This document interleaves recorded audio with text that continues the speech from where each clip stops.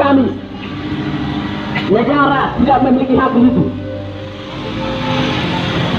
Mereka datang dengan apa kawan-kawan? Dengan dalil pertahanan nasional.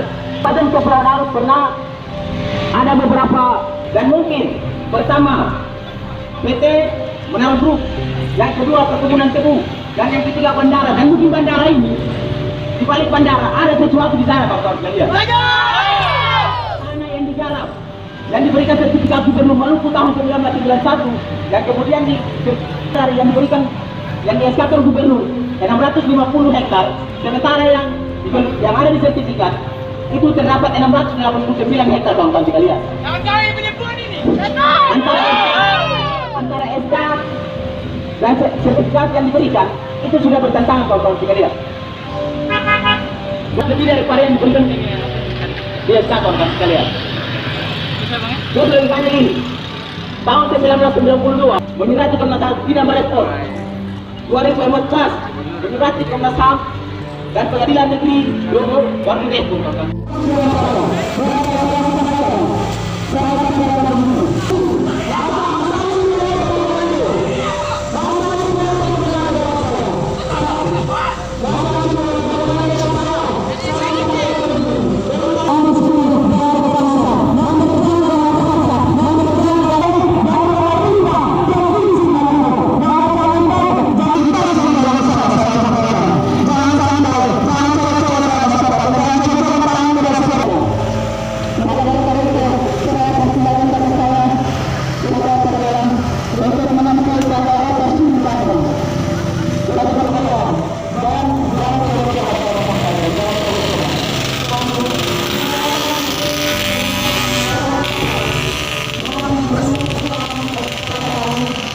Daripada itu, kami menyatakan bahwa kesepakatan itu tidak sah secara hukum.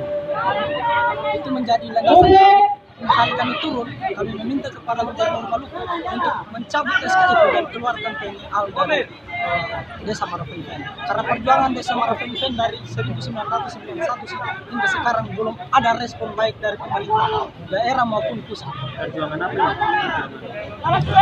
Perjuangan soal masyarakat adat. Soal tanah, lahan dikuasai atau apa? Ya, lahan dikuasai. Lahannya itu dia kuasai karena di sana masyarakatnya kurang pengetahuan sehingga tidak ada pengecekan lebih detail soal SK yang dikeluarkan. Nominalnya itu 650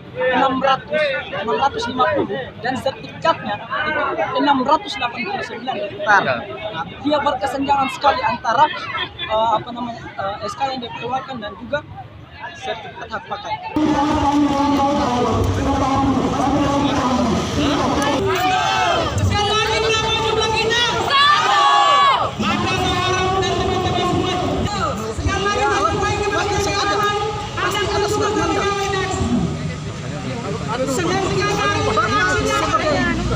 Instansi datang mewakili pimpinan tertinggi. Mana Bapak punya surat mandat? Terima kasih sudah nonton. Jangan lupa like, subscribe, dan share ya.